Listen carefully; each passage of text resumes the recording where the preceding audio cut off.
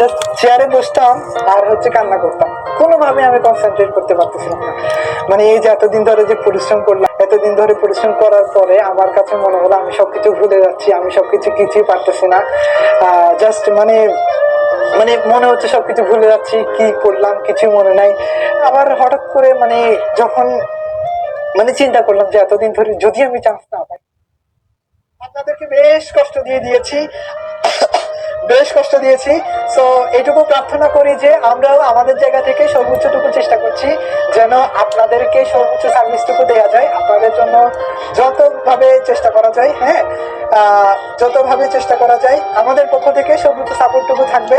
কিন্তু কথা হলো আপনাদেরকে শেষ পর্যন্ত লেগে থাকতে হবে। একটা শর্ত, সেটা হলো আমার অ্যাডমিশন টেস্টের আগ পর্যন্ত, আমার অ্যাডমিশন টেস্টের আগ পর্যন্ত আপনাকে হচ্ছে কি করতে হবে, অ্যাডমিশন টেস্টের আগ পর্যন্ত আপনাকে লেগে থাকতে হবে। একটা শর্ত ভাইয়া, একটা রিকোয়েস্ট, সেটা হলো অ্যাডমিশন টেস্টের আগ পর্যন্ত জাস্ট লেগে থাকতে হবে। এমন হবে স্যার মাঝে মাঝে যে মানে এমন হয়তো কি আমি আমার একদম শেষের দিকে কিছু একটা কথা বলি, একদম শেষের দিকে কিছু কথা বলি। আমার ঈদের সময় আমরা জানি কি আমাদের এইচএসসিতে মানে আমাদের পরীক্ষা ছিল হচ্ছে মে মাসের 13 তারিখ ঢাকা বিশ্ববিদ্যালয়ের পরীক্ষা ছিল। সো আমাদের এর বেশ কিছুদিন আগে আমাদের ঈদ হয়েছে, ঈদ মানে হচ্ছে রমজানের ঈদ। সো রমজানের ঈদ যখন হয় তখন সাধারণত আমার ইচ্ছা ছিল আমি চট্টগ্রামে পড়াশোনা করেছি, আমাদের বাড়ি হচ্ছে কক্সবাজারে, সো চকরিয়ায়, তো যেখান থেকে প্রায় 100 কিলোমিটারের পথ আর কি। তো আমি চট্টগ্রামে পড়াশোনা করতাম।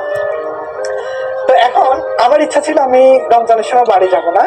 তখন আমরা থাকতাম হচ্ছে 5th ফ্লোরে, পঞ্চম তলায়, মানে চট্টগ্রামে যেখানে থাকতাম আর কি।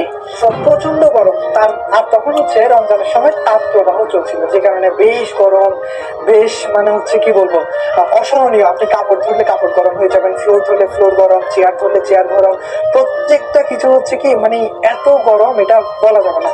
তো এখন ভাবলাম, তারপরে আবার তার উপরে হচ্ছে বিদ্যুৎ যথেষ্ট ঝামেলা করতেছিল। তো এখন কি করব, করার তো কিছু নাই। তারপরে এখন পড়াশোনা কোনোভাবে আর কি কন্টিনিউ করতে পারছিলাম না। রমজান মাস মানে বেশ একটা এলোমেলো, খুবই হতাশ হয়ে গিয়েছি। তো ইচ্ছা ছিল হচ্ছে রমজানের ইচ্ছা ছিল ঈদের সময় বাড়িতে যাবো না, যেহেতু ঈদের বেশ কয়েকদিন পরে হচ্ছে আমার ঢাকা ইউনিভার্সিটি অ্যাডমিশন টেস্ট। তো এই জন্য আমি ভাবলাম যে পরীক্ষা বাড়িতে যাব না, বাড়িতে না যাই হচ্ছে মানে ঈদটা আর কি ব্যাচেলারে কাটাবো, শহরে কাটাবো, আমার ফ্যামিলি থাকে গ্রামে। সো আমি ভাবলাম যে যাবো না, কিন্তু আসলে কোনোভাবে পড়াশোনায় কনসেন্ট্রেট করতে পারছি না। তো বাড়িতে বললাম, বাড়িতে যাওয়ার পর রমজান 21টাতে আমি বাড়িতে চলে যাই, যেহেতু পড়াশোনা এখানে কোনোভাবে কন্টিনিউ করতে পারছিলাম না, কোনোভাবে আর কি করতে পারছিলাম না, মানে কোনোভাবে পড়াশোনা কনসেন্ট্রেট করতে পারছিলাম না, পড়াশোনা করতে পারছিলাম না গরমের কারণে, বসলে জাস্ট খাওয়াই যেতাম আর কি। তো হয়তো কি যে প্রত্যেক দিন আমাকে বাড়িতে বলে ঠিক আছে বাড়িতে চলে, যেহেতু বাড়িতে গ্রামে বেশি গাছগাছালি আছে, তারপরে পরিবেশটা বেশ ঠান্ডা, তো বাড়িতে চলে যাই। বাড়িতে যাওয়ার পরে আমি ঈদটা রমজানের সময় কি হলো, আমার ফ্রেন্ডরা সবাই মিলে ইফতার করছে একসাথে, কিন্তু আমাকে বেশ ডাকলো যে ইফতার করার জন্য, মানে একই সাথে ইফতার করার জন্য। আবার অনেকে একসাথে আড্ডা দিচ্ছিল, অনেক সাথে মানে আমরা বিভিন্ন জন বিভিন্ন জায়গা থেকে হচ্ছে আসলে গিয়েছি আর কি। কিন্তু আমাকে ডাকছিল, কিন্তু মানে কোনোভাবে কি করতে পারছিলাম না, তাদের সাথে শরীর করতে পারছিলাম না, কেন আমার সামনে পরীক্ষা, বেশ পড়া, মাথায় প্রচুর প্রেশার। তো সবকিছু আসলে স্যাক্রিফাইস গেছে আর কি এরকম। তারপরে কোনো মতে ঈদটা কাটাইলাম। ঈদটা কাটানোর পরে ঈদের পর দিনই আমি চট্টগ্রাম চলে আসি। ঈদের পর দিন বলতে আমাদের ঈদ যেদিন হয়েছে ঈদের পর দিনই চট্টগ্রাম চলে আসি। বাসায় কেউ ছিল না, পুরো বিল্ডিং বলতে গেলে খালি। আমরা থাকতাম 5 তলায়, 2 তলায় বাড়িওয়ালা থাকতো। তো মানে একা আর কি, একা রান্না করে খেয়েছি, প্রায় 5-6 দিন বাসায় কেউ ছিল না। কিন্তু ফ্রেন্ডরা বলছিল যে মানে চলে আসছি কেন হঠাৎ করে। তো তারপরেও আর কি চলে আসছি, জাস্ট শুধুমাত্র এর বেশ কয়েকদিন পরে পরীক্ষার সময় বলে যাচ্ছে, সবকিছুর জায়গা থেকে আসলে মানে একটা আমি যে ইমোশনাল হয়ে গেলাম আর কি বলতে গেলে। তো এই যে ঈদের পর দিনই চলে আসছি, অথচ ফ্রেন্ডরা মিলে কত সুন্দর, বিভিন্ন জন বিভিন্ন স্কুলের ফ্রেন্ডরা বিভিন্ন জন বিভিন্ন এলাকা থেকে এলাকায় আসলো। তো সবাই মিলে ঘোরাঘুরি করছে, কিন্তু আমি সবগুলোকে হচ্ছে ট্রেড অফ করে চট্টগ্রাম চলে আসি। তো আসার পরে যেটা হয়েছে সেটা হচ্ছে আমাদের বেশ কয়েকদিন পরে পরীক্ষা ছিল, মানে যে 13 তারিখ পরীক্ষা ছিল আর কি। মাঝখানে এসে এরকম হয়েছে যে আমি কোনোভাবে পড়ালেখা কনসেন্ট্রেট করতে পারছিলাম না। মানে এই যে এতদিন ধরে যে পরিশ্রম করলাম, এতদিন ধরে পরিশ্রম করার পরে আমার কাছে মনে হলো আমি সবকিছু ভুলে যাচ্ছি, আমি সবকিছু কিছুই পারতেছি না। জাস্ট মানে মানে মনে হচ্ছে সবকিছু ভুলে যাচ্ছি, কি করলাম কিছু মনে নাই।